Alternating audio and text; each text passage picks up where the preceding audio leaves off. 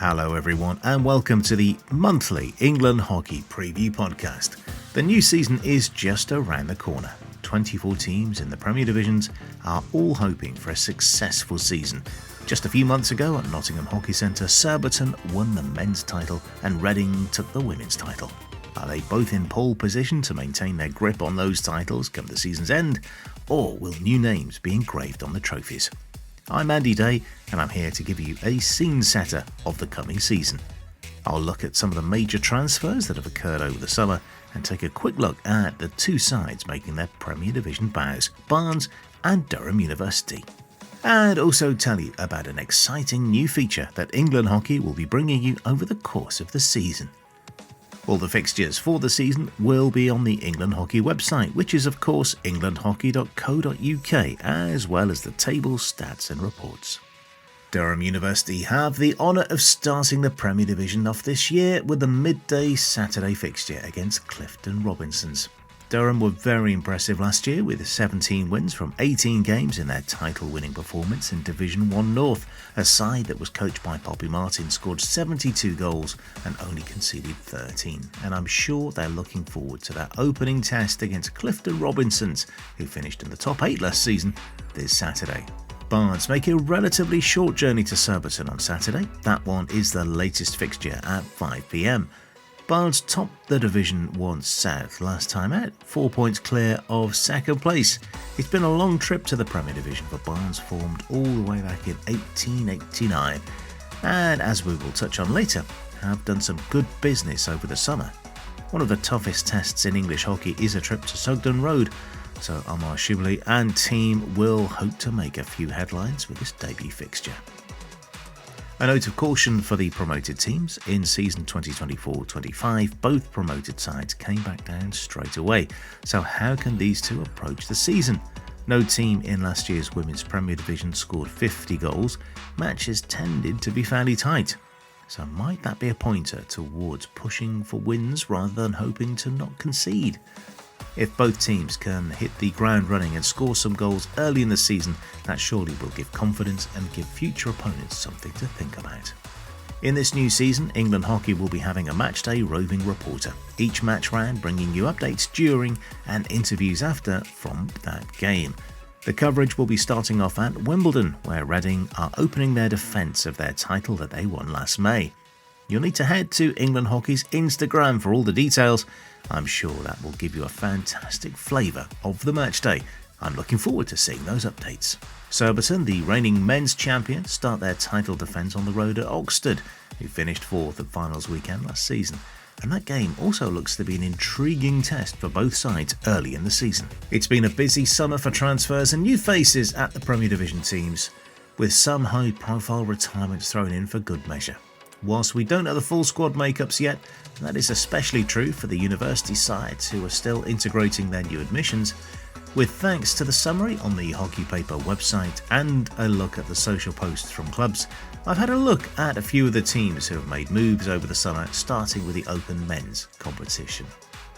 Let's start with a look at those retirements. The Great Wall of Ipswich, George Pinner played his last hockey match in the men's final, where his triple champion Old Georgians side were beaten by new champions Surbiton.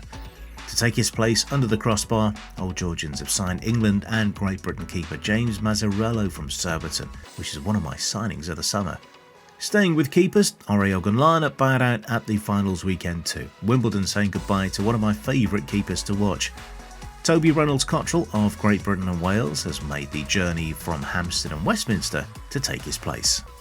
Also at Wimbledon, the long-serving Ed Haller has retired, but Wimbledon have recruited heavily over the close season, with 13 new faces added to the squad. There's the as-mentioned Toby Reynolds-Cottrell, Alex Sheldon and Louis Tipper from East Grinstead, Ollie Rogerson from Bowden, Kai Kappeler from Hampstead and Westminster, and Owen Sutton making the move from Beeston, just some of those new faces. Reading also have Charlie Ellison retiring over the summer, but have added Jamie Rawlings from Indian Gymkhana and Will Holderness from Richmond, so plenty of experience coming in with those two amongst 7 new players. Old Georgians have had a relatively quiet summer for recruitment, but have added the powerful finisher Henry Croft from Beeston, which was a bit of a coup for Old Georgians given how highly Croft was thought of in the East Midlands. This further bolsters an attack that wasn't light on scoring options. East Grinstead have had a mainly youthful recruitment drive, with players mostly coming from university hockey. Joe Farmer and James Smith, both from University of Birmingham, and Josh Barrett from the University of Durham. Beeston have had a busy summer with quite an active revolving door. Regulars Robbie Gleeson and Owen Sutton have headed to London, with Hampstead and Westminster and Wimbledon respectively, along with Croft also among those departing. Players coming in include Connor Webb and Josh Webb from Nottingham Trent University, Archie Vaughan from Reading and Jack Fletcher from Leeds. Cardiff and Met have been quiet but effective recruiters, signing Dan Kyriakides, Dale Hutchinson and Matthew Dicker. Wales's Kyriakides in particular will be welcome back in Sophia Gardens for his third spell with the club, and brings with him experience gained both at Hampstead and Westminster, and also a couple of spells on the continent with Krefeld and Ulster of the German Bundesliga. It's also been a busy time for players moving in the Women's Premier.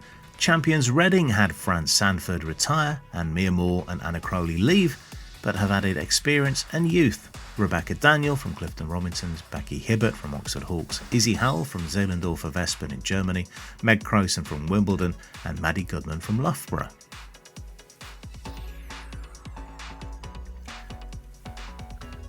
Surbiton have raided the University of Nottingham and returned with Maddie Axford and Maddie Long, as well as picking up Amy Costello, Aisha McFerrin, Lisa Manda, who's been playing at HC Bloomendale, amongst others. Surbiton have raided University of Nottingham and returned with Maddie Axford and Maddie Long, as well as picking up Amy Costello, Aisha McFerrin, Lisa Manda, who's been playing at HC Bloomendale, amongst others. East Grinstead have also picked two players from the same university team. This time though, it was Loughborough students Beth Alexander and Rowena Hearn and Julia Balsajak from Flottbek, an indoor World Cup winner from this year with Poland. Wimbledon have had a few eye-catching names join, with those for Hannah French from Surbiton, Sarah Robertson from Holcombe, Pippa Locke from East Grinstead and Charlotte Watson from Beeston. Turnover has also been high, with England international Paige Gillett and Megan Lewis-Williams making the switch to Barnes, and also the retirement of Holly Pern-Webb from hockey will be felt by Wimbledon and beyond. Bowden have added Katie Glynn, the Great Britain and England women's assistant coach, as their women's ones head coach, and also the penalty corner scoring defender Hannah Gree from Beeston. Barnes have also added some interesting players, including Claudia Swain, formerly at the University of Nottingham, and the French under-21 international Delia Bodema from Saint-Germain Hockey Club. We know it's been a busy time at the University of Nottingham. We've mentioned a few of their departures, but at least 12 new players have arrived. Charlotte Watkins of East Grinstead and Florence Pugh from Sutton Coldfield have Premier Division experience. So many transfers, and we've not covered all of them. Who's your signing of the summer been?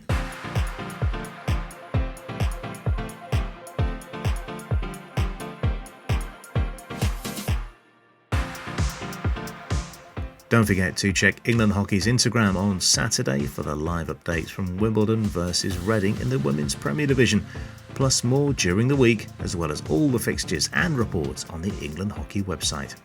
It's good to be back. This time of the season is full of hope, when everything is possible for everyone.